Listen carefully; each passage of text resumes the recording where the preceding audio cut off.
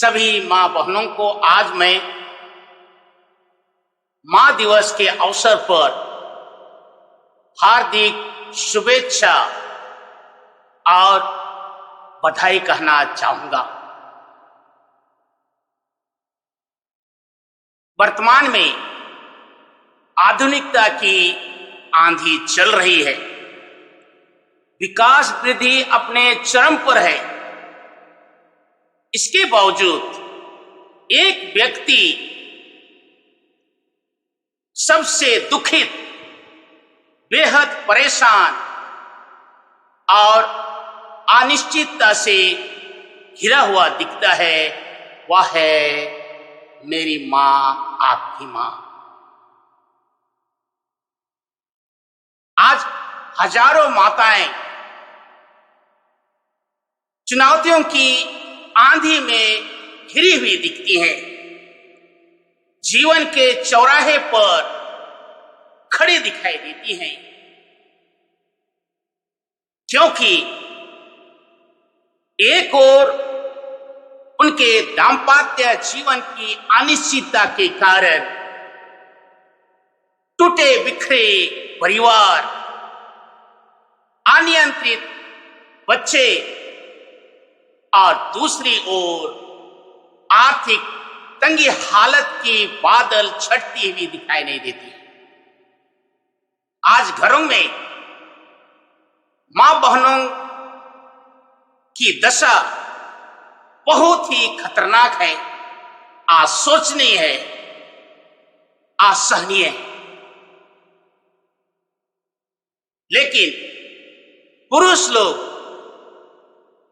बड़े मजे से घर से बाहर निकलकर लोगों के साथ मिल बांट करके अपने परेशानियों से निजात पा लेते हैं। मैं आज के दिन आपका ध्यान संत मोनिका की ओर आकर्षित करना चाहूंगा, क्योंकि उसकी परिस्थिति और हमारी परिस्थिति काफी मिलता जुलता है। संत मोनिका सभी माताओं का संरक्षिका है। 4वीं सदी में जन्मी 3 बच्चों की मां और केवल 55 वर्ष इस धरा पर जी और किस प्रकार वह अपने परिवार की चुनौतियों को जूझा, एक काबिले तारीफ है। यह आपके लिए और मेरे लिए प्रेरणा का स्रोत है, और इसलिए मैं उसके जीवन के कुछ स्पर्श बिंदुओं पर अवलोकन करना चाहूंगा। पहला, संत मोनिका एक सच्चा ख्रिस्ती थी।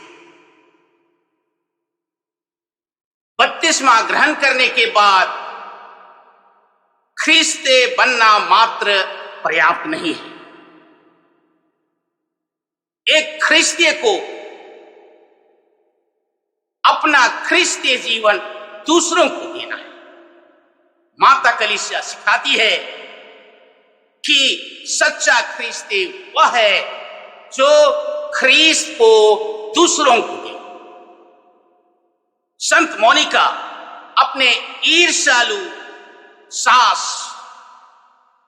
अपना पति पत्रिसियुस एक गैर कैथोलिक था, पीने वाला था, लड़ाई झगड़ा करने वाला था, गुस्सैलो था, और उसका बेटा अगस्तीन अनैतिक कार्य में संलिप्त था।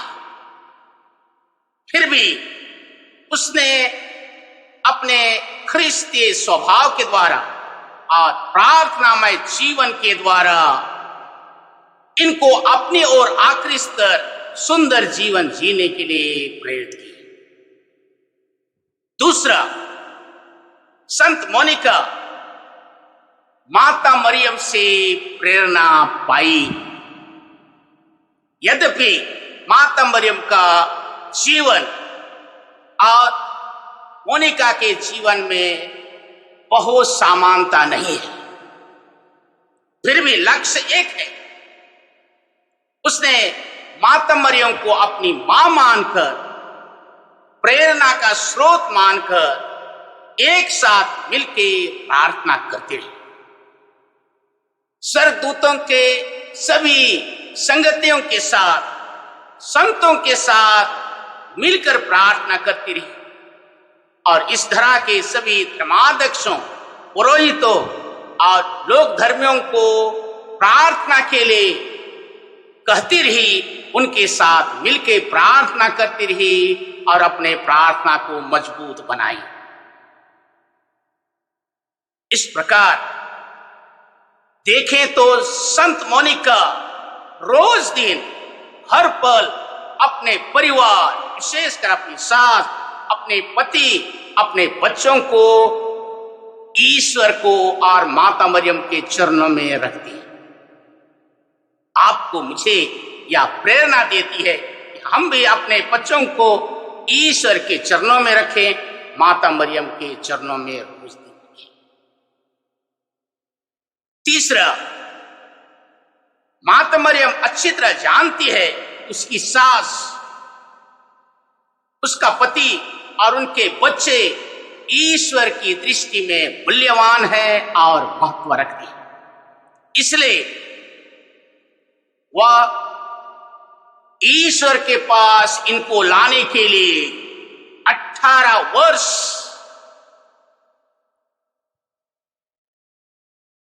आंसू भरे आंखों से प्रार्थना करती रही, मिश्र बलिदान चढ़ाती रही, त्याग तपस्या का जीवन जीती रही। हम लोग प्रार्थना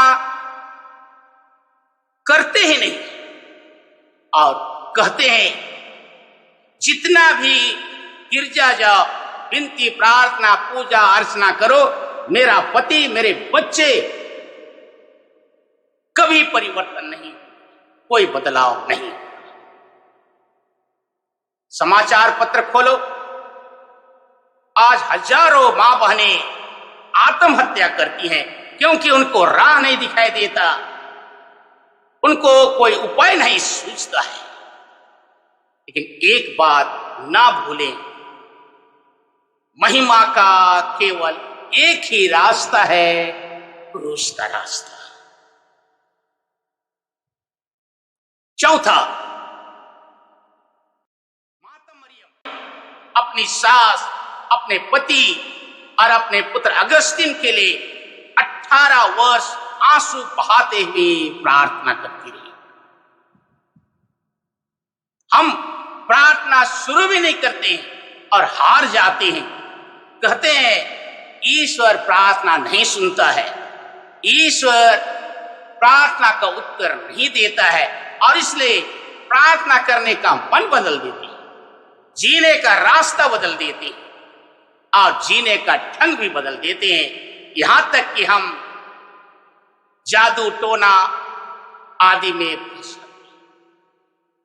यीशु ख्रीस्त ने कहा, मांगो और तुम्हें दिया जाएगा, ढूंढो और पाओगे, खटखटाओगे और तुम्हारे लिए द्वार खोला जाएगा।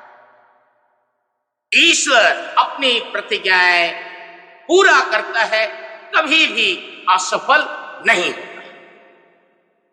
स्तोत्र ग्रंथ में ईश्वर कहते हैं, मैं तुम्हारी पुकार को बादल चीर के सुनता हूं, तुम्हारे आंसू के एक एक बूंद को मैं गिरते हुए देखता हूं और उसकी आवाज मेरे कानों में पड़ता है। ये ईश्वर अंतर्यामी है, सारा दुनिया को जानती हैं और इसलिए हम भी अपने परिवार के लिए अथक, अपने पति के लिए अथक, अपने बच्चों के लिए अडिग विश्वास से प्रार्थना करते हैं। पांचवा, शादी के समय हम प्रत्येक जन करार करते हुए कहते हैं, बच्चों को ईश्वर के हाथ से वरदान समझकर पालन पोषण करने के लिए तैयार हैं। हम सभी जानते हैं कि बच्चे माता पिता के प्रेम के कारण जन्मे, लेकिन उससे भी ज्यादा ईश्वर माता के गर्भ में रचने से पहले ही हमें जानता है। वह एक एक अंग प्रत्यंग को जोड़ता है, आत्मा देता है, जीवन देता है और प्राणवायु देता है।